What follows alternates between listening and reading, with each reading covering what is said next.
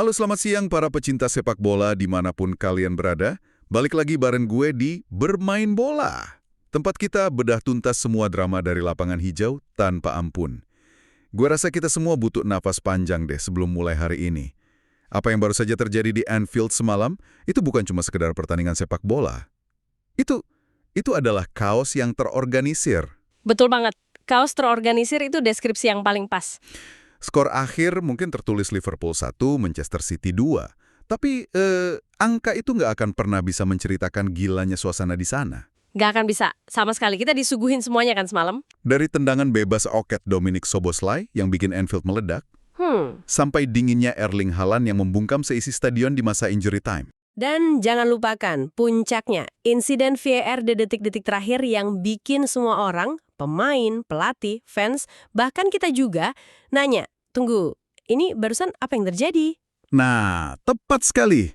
Dan jangan tanya soal VR, karena jujur, gue pun masih geleng-geleng kepala.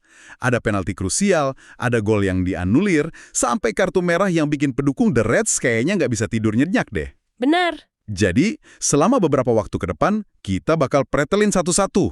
Apakah City benar-benar layak menang, atau Liverpool cuma lagi apes gara-gara keputusan wasit yang kontroversial? Dan ini penting ya, karena laga ini bukan cuma soal 3 poin. Ini soal momentum psikologis dalam perburuan gelar, juga pertaruhan posisi di kompetisi Eropa. Jangan kemana-mana. Ini adalah bedah tuntas Liverpool vs Manchester City, hanya di Bermain Bola. Oke, mari kita mulai. Banyak orang fokusnya ke 20 menit terakhir yang gila itu, tapi rasanya nggak adil ya kalau kita nggak bahas 70 menit pertamanya. Karena sebelum kekacauan itu terjadi, yang kita lihat kan pertarungan catur taktis yang ketat banget. Tepat sekali, konteks ini sering dilupakan orang. Selama lebih dari 1 jam itu, kan kita lihat dua filosofi beradu. City ya seperti biasa, dominasi penguasaan bola, coba bongkar pertahanan Liverpool dengan sabar. Tapi Liverpool di bawah Arne Slot mainnya disiplin banget. Mereka biarin City pegang bola di area yang nggak berbahaya. Iya, ya. Terus begitu dapat bola, langsung serangan balik kilat. Itu dia, dan itu bahaya banget. Dan serangan balik itu beberapa kali hampir gol kan? Alisson Becker jadi pahlawan tuh di babak pertama. Ada beberapa penyelamatan krusial yang bikin Liverpool tetap di permainan. Betul, tanpa dia mungkin ceritanya udah beda jauh sebelum menit ke-70. Ada satu penyelamatan dia ke tendangan Haaland dari jarak dekat itu, wah luar biasa. Nah, momen-momen kayak gitu yang bikin Liverpool percaya diri. Mereka berhasil nahan gempuran City dan bahkan bikin peluang emas. Suasana Anfield waktu itu optimis banget, sampai akhirnya momen ajaib itu datang di menit ke-74.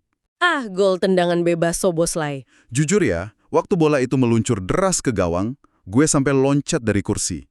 Rasanya itu momen yang bakal nentuin musim Liverpool. Benar, gol yang bukan cuma indah, tapi datang di saat paling krusial, Anfield meledak. Dan di titik itu, secara psikologis City seharusnya udah hancur. Ingat kan, Arsenal baru aja menang besar, jarak di klasemen makin jauh.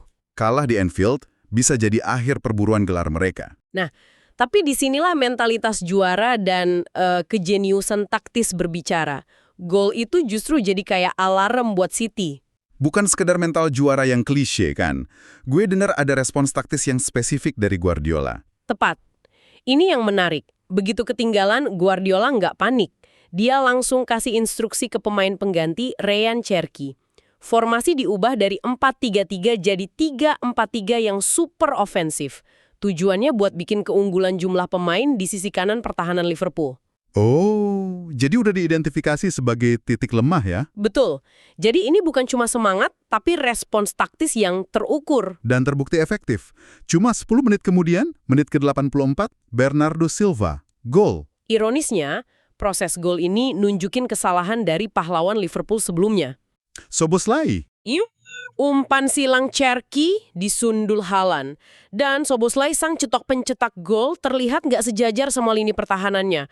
Bikin Silva posisinya onside sempurna. Dari pahlawan, jadi penyebab gol dalam sekejap mata. Gila. Momen itu ngubah segalanya. Momentum sepenuhnya berbalik. Dan puncaknya ya di menit ke-93 itu. Titik balik paling menghancurkan buat Liverpool. Alisson Becker yang tadinya heroik dianggap melanggar Matheus Nunes di kotak penalti. Nah, soal penalti ini jadi perdebatan menarik nih. Kalau kita lihat ulang, ini murni blunder Alisson yang telat Atau Nunes yang pinter banget manfaatin situasi? Gini, ini contoh sempurna gimana satu insiden bisa dilihat dari dua sisi yang beda banget.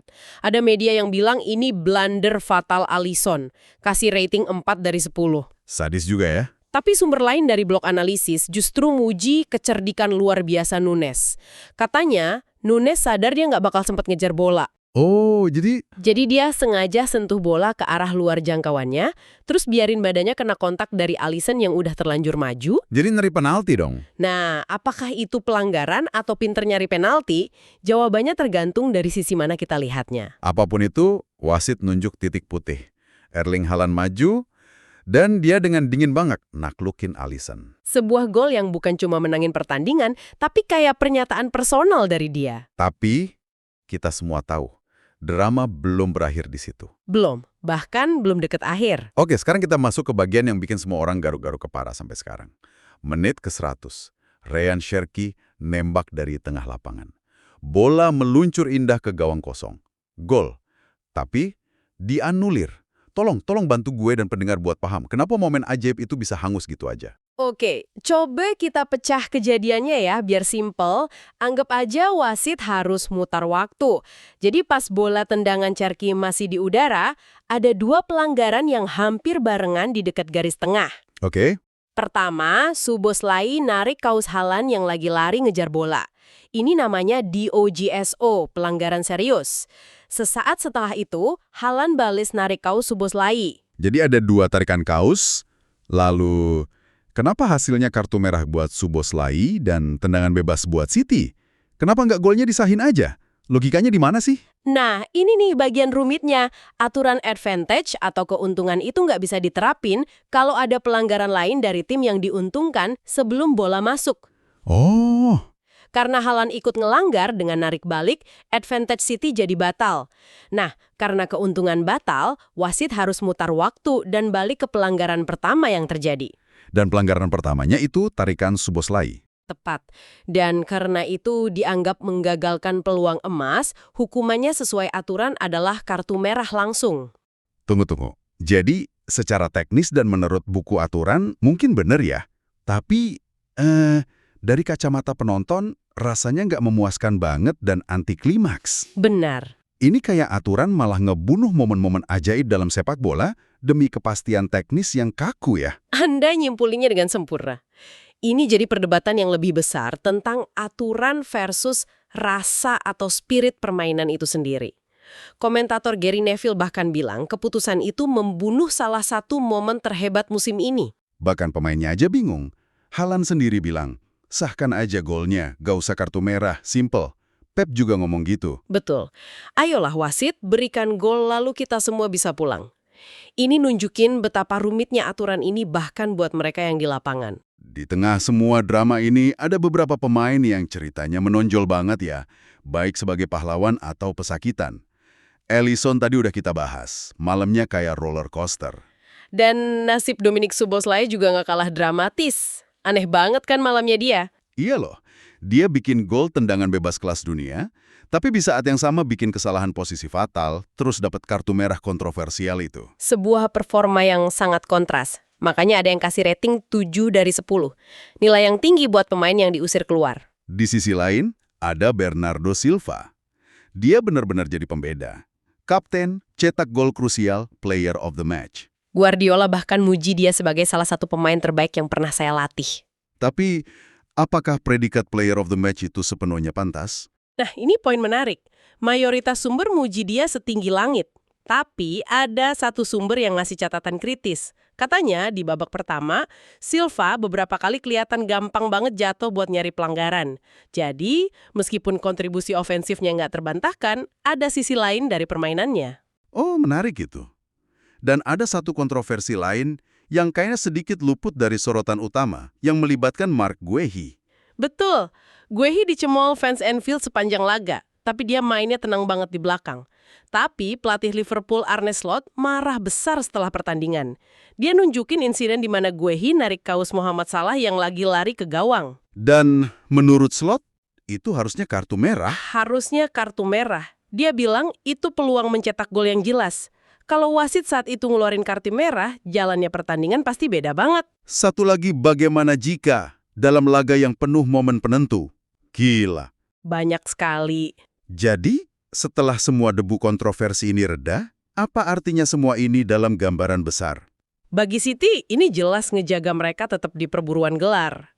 Kalau kita lihat gambaran besarnya, ini jauh lebih dari sekedar 3 poin. Ini kemenangan psikologis yang masif. Pep Guardiola akhirnya berhasil matahin kutukan Anfield di hadapan penonton. Oh iya, bener juga. Kemenangan dia sebelumnya kan pas stadion kosong ya karena pandemi. Betul. Kemenangan itu sering dianggap nggak sepenuhnya valid. Tapi menang dengan cara comeback dramatis kayak gini, di depan puluhan ribu fans lawan, ini bakal nyuntikin kepercayaan diri luar biasa. Dan sebaliknya buat Liverpool, gimana dampak kekalahan yang begitu menyakitkan ini buat mereka? Dampaknya bisa berlapis dan sangat merusak. Pertama, secara matematis, mereka kehilangan momentum di perebutan posisi Liga Champions. Tertinggal 4 poin dari Chelsea sekarang. Betul. Kedua, dan ini yang mungkin lebih parah, pukulan ke mental mereka. Kalah dengan cara kayak gini, di menit akhir, lewat penalti, diwarnai kontroversi, itu bisa ngoyak ruang ganti. Apalagi mereka harus langsung bangkit buat laga Eropa tengah pekan nanti. Dan harus main tanpa Szoboszlai yang kena skorsing. Efek domino dari satu kekalahan ini bisa terasa panjang banget. Akhirnya, kita sampai di ujung pembahasan yang cukup menguras emosi hari ini ya. Apapun warna jersey yang kalian pakai, kita semua setuju kalau laga semalam adalah alasan kenapa kita jatuh cinta sama sepak bola. Ada tangis, ada amarah, tapi ada juga kualitas kelas dunia yang sulit dibantah. Tapi jangan seneng dulu buat fans City, atau jangan sedih dulu buat fans Liverpool. Betul, karena kekalahan ini bukan cuma soal kehilangan 3 poin, tapi soal mentalitas yang terkoyak sebelum laga besar di Liga Champions tengah pekan nanti. Dan yang lebih menarik, kabarnya pihak Premier League bakal merilis rekaman audio VAR untuk kartu merah Szoboszlai besok pagi. Nah, ini yang ditunggu-tunggu. Kita bakal dengar, benarkah ada komunikasi yang salah tangkap di sana? Cerita ini belum selesai. Gue pengen dengar suara kalian sekarang. Coba mampir ke kolom komentar YouTube Bermain Bola. Menurut kalian, apakah penalti Haaland murni pelanggaran? Atau Alisson cuma jadi korban akting Nunes? Kasih argumen kalian ya. Sebagai penutup, coba kita pikirkan satu hal. Di luar hasil pertandingan ini, bagaimana satu keputusan kontroversial VAR dan satu kartu merah dapat menciptakan efek domino. Skorsing Szoboszlai dan pukulan moral bagi Liverpool mungkin bukan hanya mengubah nasib mereka di satu laga, tapi bisa jadi mengubah seluruh arah musim mereka, baik di Liga Domestik maupun di Eropa. Sesuatu untuk kita amati bersama. Jangan lupa subscribe channel podcast ini di YouTube kalian, biar kalian nggak ketinggalan drama-drama sepak bola lainnya. Kami berdua pamit undur diri, tetap sportif, tetap kritis, dan sampai jumpa di lapangan hijau selanjutnya. Bermain bola, bedah tuntas, tanpa ampun. Ciao!